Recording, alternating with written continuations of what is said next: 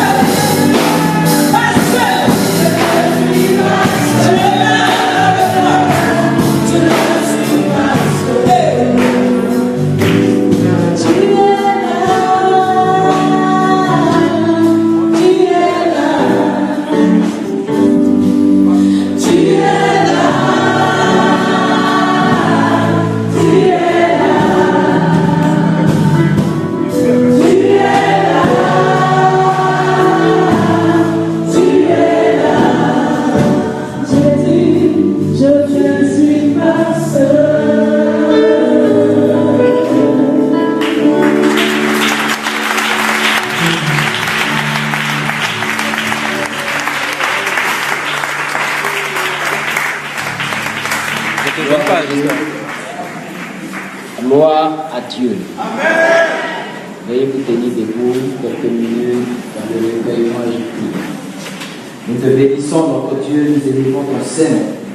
Voici, Seigneur Dieu, nous voulons entendre ta parole, nous voulons entendre ton conseil, nous voulons recevoir de toi la parole qui bénit, qui transforme, qui guérit. Viens et dispose les cœurs à recevoir, Seigneur, qu'au milieu des soucis, qu'au milieu, Seigneur Dieu, des inquiétudes, ce matin, ta main opère le nettoyage dans nos cœurs, dans notre âme, dans notre esprit, afin que nous soyons une terre fertile qui reçoit cette graine incorruptible pour produire du fruit qui te glorifie, du fruit qui demeure. Viens et sanctifie ce canal que je suis. Parle à ton peuple, parle au cœur qui pleure, parle au cœur blessé, pense les blessures, guéris, Seigneur Dieu, l'âme de tes enfants. En tout cela, Seigneur, nous te rendons toute la gloire, parce que nous t'avons prié au nom de Jésus et tu dis Amen. Amen. Gloire à Dieu. Et puis voici une matinée où des cœurs pleurent. Voici une journée où des cœurs sont tristes, où des vies saignent, où des gens se posent des questions. Alléluia. Qu'est-ce qui m'arrive? Pourquoi ma vie ne bouge pas comme je l'espère? Pourquoi je ne vois pas les choses bouger comme je souhaite? Dieu m'a-t-il oublié? Dieu m'a-t-il abandonné? On dirait que pour moi, elle est finie. Alléluia. Mais si je reste sur ces questions et que je repars à la maison, ma semaine sera bouleversée, négativement d'ailleurs. Et ma vie sera renversée. Alléluia. Mais qui est déjà parti dans la présence de Dieu et qui est revenu avec ses fardeaux, ses problèmes, ses soucis, ses inquiétudes, ses questions sans réponse? La Bible dit interrogez le passé et dites-moi. Donc ce matin, je dis interroge le passé et dis-moi, quel est le seul homme de l'histoire qui, étant allé dans la présence de Dieu, est revenu avec ses mêmes fardeaux? Il n'y en a pas. Donc ça ne commencera pas avec toi. Donc je crois que ce matin, Dieu va te décharger. Je crois que ce matin, Dieu va te décharger de tes fardeaux. Il va répondre à tes inquiétudes. Parce qu'il peut tout. Comme le chant le disait, tu te crois seul, mais tu n'es pas seul.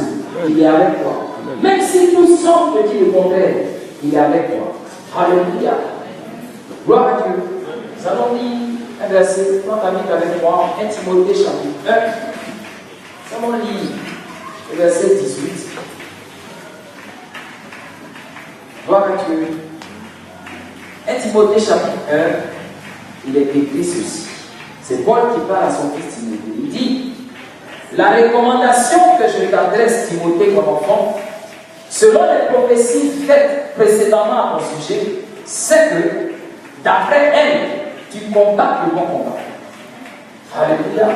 Verset 19, il dit, en gardant la foi et une bonne conscience, car cette conscience, quelques-uns ont perdu et ils ont fait naufrage par rapport à la foi. Alléluia.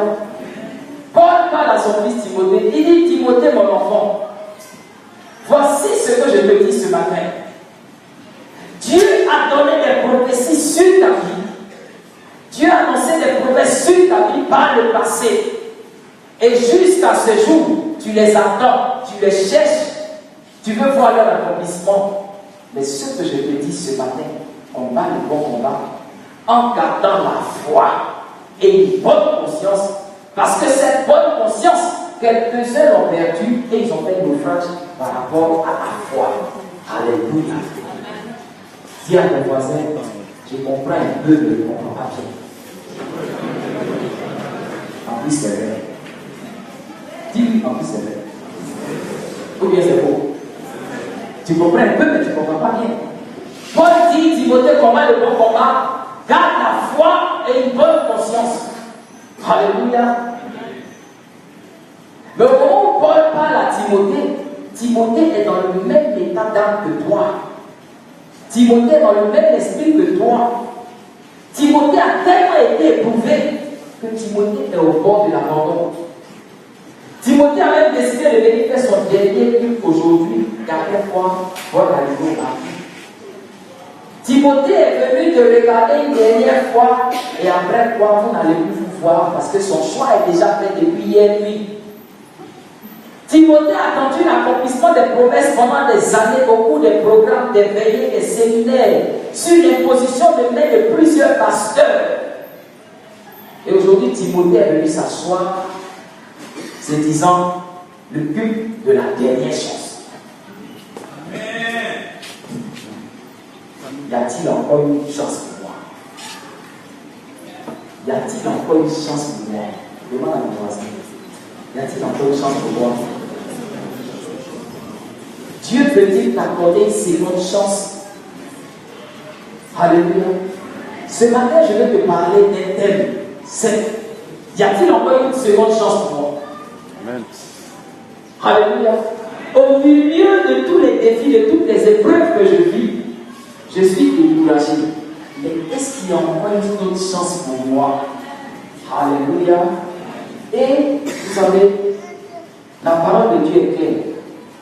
La Bible dit, interrogez le passé, imitez la foi de ceux qui étant dans les mêmes conditions, dans les mêmes situations que vous, ont triomphé des épreuves. Imitez leur foi. Gloire à Dieu. Donc nous avons étudié la vie d'un homme particulièrement, et nous avons imité ce qu'il a fait, qu'il a réussi. Gloire à Dieu. Quand tu as lu avec moi dans le livre de Genèse, chapitre 38. Alléluia. Je sais, tu pleures, je sais. Tu ne dors plus bien, je sais. Tu es soucieux, je sais. Alléluia. Mais celui qui avait dit, quand les pensées s'agitent au-dedans de moi, les seules consolations qui apaisent mon âme viennent de la parole de Dieu. En termes clairs, quand je suis troublé, quand je ne me retrouve pas, il n'y a que Dieu seul pour me consoler. Et ces consolations sont vraies. Alléluia. Genèse chapitre 38, partie du verset 1, je lis. La Bible dit, en ces temps-là, Judas s'éloigna de ses frères et se retira vers un homme d'Adulam nommé Hira. Verset 2. Là, Judas vit la fille d'un Cananéen nommé Shua. Il l'a pris pour femme. Il alla vers elle. Verset 3, il dit, elle devait enceinte et enfanta un fils qu'elle appela elle. Verset 4. Elle devait enceinte encore. Et elle enfanta un fils qu'elle appela Onan. Verset 5. Elle enfanta de nouveau un fils qu'elle appela Sheila. Judas était à Sib quand elle enfanta. Verset 6. Judas prit pour elle, son premier-né, une femme nommée Tamar. Verset 7. Premier-né de Judas, était méchant aux yeux de l'Éternel, et l'Éternel le fit mourir. Alors Judas dit à Onan, va vers la femme de ton frère, prends-la comme beau-frère et suscite une postérité à ton frère. Verset 9. Onan, sachant que cette postérité ne serait pas à lui, se souilla à terre lorsqu'il alla vers la femme de son frère, afin de ne pas donner de postérité à son frère. Verset 10. Ce qu'il faisait déplut à l'Éternel, qui le fit aussi mourir. Verset 11. Alors Judas dit à Tamar, sa belle-fille, demeure veuve dans la maison de ton père, jusqu'à ce que Sheila, mon fils, soit grand. Il parlait ainsi dans la crainte que Sheila ne meure comme ses frères. Tamar s'en alla, et elle habita dans la maison de son père. Verset 12. Les jours s'écoulèrent, et la fille de Shua, la femme de Judas, mourut. Lorsque Judas fut consolé, il monta à Timna, vers ceux qui tondaient les brebis, lui et son ami Hira, l'Adulamite. Je vais m'arrêter là. On va lire un peu beaucoup. Avant d'aller loin, il faut bien présenter le contexte de ce verset et l'histoire pour laquelle ton espérance va renaître ce matin. Alléluia. La Bible dit donc que Judas, à ce stade de l'histoire, s'est éloigné de sa famille, de la maison de son père et de ses frères. Précédemment, ce qui s'était passé, c'est que Joseph a vécu un drame. Alléluia. Joseph a été vendu par ses frères. Amen. Gloire à Dieu. Et on connaît l'histoire. Joseph a vécu son destin difficile, ses épreuves à lui. Sa vie suit son cours. Dis à ton voisin, la vie de Joseph suit son cours. Donc je sais que tu es éprouvé. Je sais que le malheur t'a acheté. Mais ta vie suit son cours. Alléluia. Judas aussi, sa vie suivait son cours. Les autres frères de Joseph, leur vie suivait leur cours. La Bible dit donc que Judas s'est retiré de ses frères, il est allé vers une ville. Et dans cette ville, il a rencontré un ami. Il a eu un ami. Il a rencontré un homme, il en a fait son ami. Cet homme s'appelait Ira. Gloire à Dieu.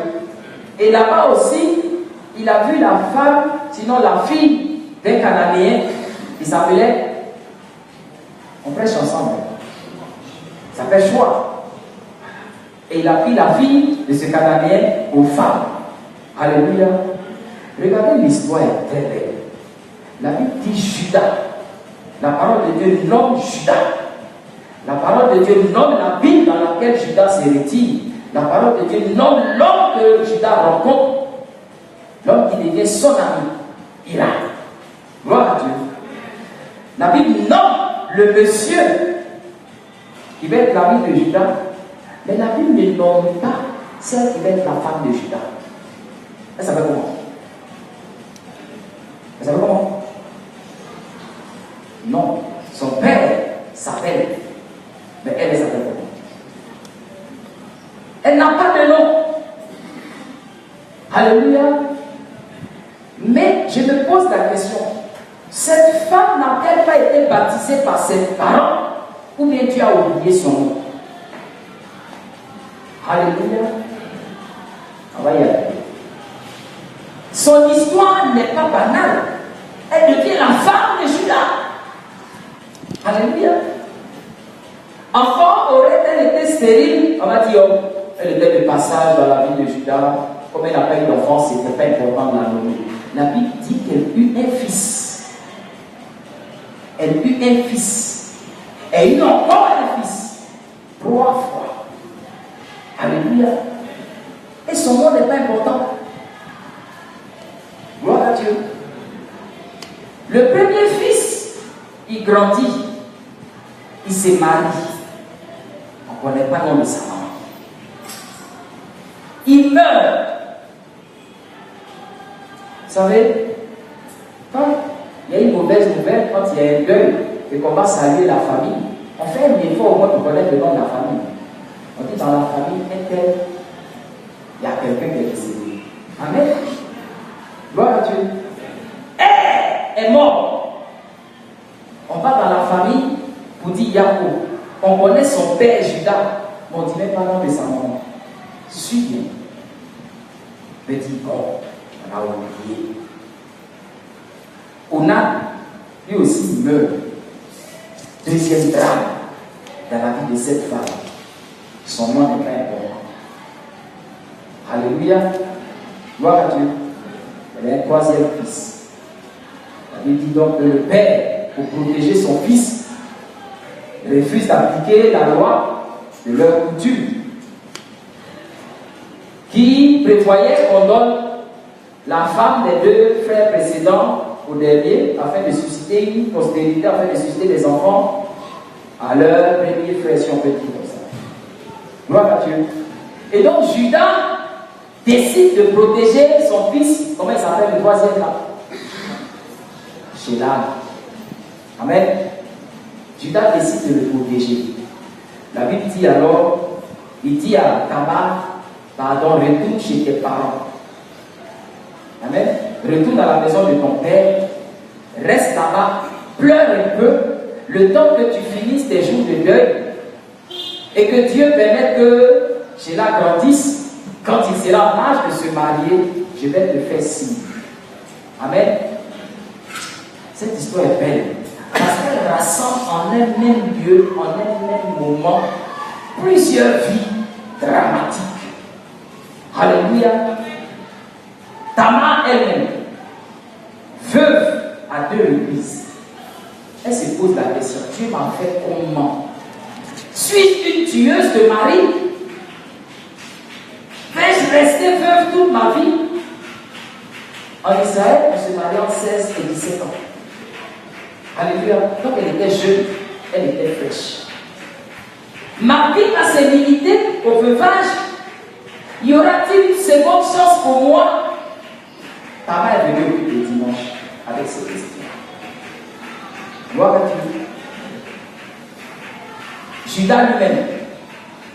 Le chapitre précédent a laissé quelque chose sur la conscience de Judas. Il était au nombre de ceux qui ont vendu Joseph. Alléluia. Il a ça sur la conscience. Étant sorti donc, avec ce problème sur la conscience,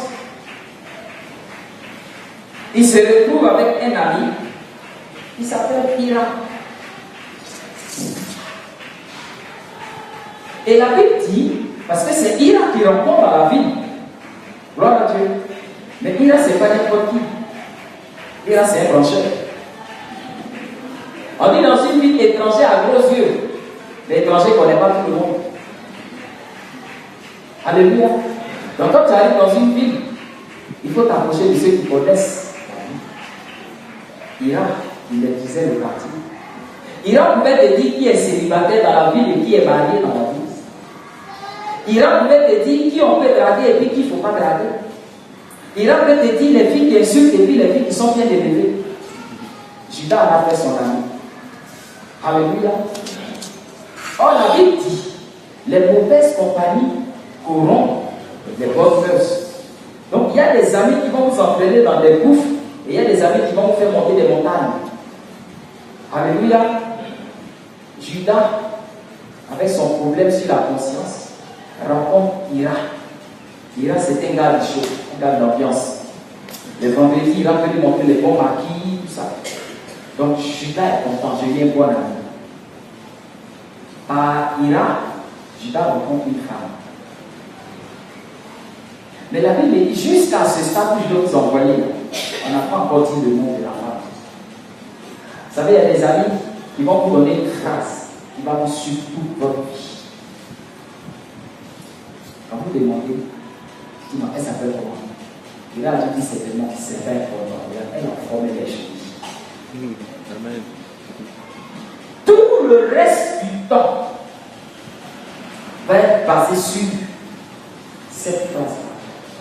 Pour Judas, son nom, c'est pas important. C'est que il voit. Parce qu'il a été conditionné par la loi. Amen. Il a pu.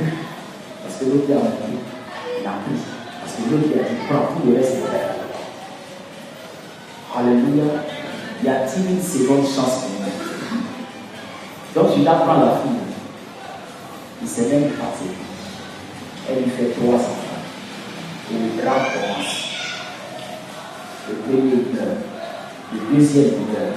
Judas se pose la question, quelle est cette femme que j'ai épousée? Alléluia. Quelle est cette femme que j'ai épousée? Une femme qui me donne 3 fils et puis les enfants sont en train de mourir. Alléluia. J'en ai perdu 2, il reste le dernier. C'est vrai que Tamar aussi se pose des questions. Suis-je une tueuse de mari? Mais Judas aussi se pose des questions. Est-ce que cette femme dans son ventre est bon? C'est quelle femme qui enfante et puis les enfants meurent? Alléluia. Judas se pose des questions. Le dernier va-t-il mourir où il y aurait une seconde chance pour moi? Gloire à Dieu. Au moment où il se pose cette question, la Bible dit que la femme sans nom aussi est morte. Alléluia. Vous savez, il y a des pleurs qui ne sont pas de la même nature que d'autres pleurs. Judas a perdu sa femme. Il pleure. Mais il ne pleure pas trop longtemps. Alors son nom n'est pas trop longtemps. Mais pour Judas, mieux vaut avoir perdu cette femme que de perdre le dernier fils qui lui reste. Suivez bien ça. Alléluia. Gloire à Dieu. Judas tient tellement à ce dernier fils qui lui est resté qu'il n'est pas prêt. Il n'est même pas prêt à donner cet enfant au deuxième problème, à Tamar. Parce que Judas, il a 2 problèmes. Il y a la femme qui bouffe tout ce qui est sorti de son ventre. Mais il y a aussi l'épouse qui tue tout ce qu'elle marie. Amen. Donc Judas va protéger son fils des 2 problèmes. Et un matin, il se réveille. Gloire à Dieu. Un côté est réglé. la femme sans nom, la tueuse de la sorcière. Elle est là. Judas dit gloire à Dieu.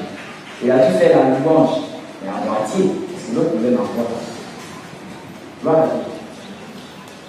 Comment protéger Sheila de la tueuse de Marie? En tout cas, ce n'est pas de son vivant qui va lui donner comme femme cette Tamar. Donc le dimanche matin au culte, Tamar assise avec son cousin. Y aura-t-il une seconde chance pour moi? Est-ce que tu vas me donner un mari? Ensuite, est-ce que le mari que tu vas me donner cette fois-ci va rester? Voici la prière de Tamar dans son coin. Judas aussi assis dans une autre rangée. Il dit Seigneur, vraiment merci parce que tu as protégé Sheila. Mais je ne suis pas prêt. En tout cas, la femme qui va marier mon fils, je veux connaître son nom et je veux savoir qui elle est. Parce que moi, j'ai marié une femme, je n'ai pas fait attention à qui elle est. J'ai vu beaucoup de drames. Je vais lui dire à mon voisin, je comprends, mais je ne comprends pas tout. Parce que je sais que je ne comprends pas tout. Vous savez, on a des styles de prédication. Vous êtes confus jusqu'à la fin, la lumière sort. Mais ce matin, je vais maintenir ça jusqu'à ce que la lumière vienne.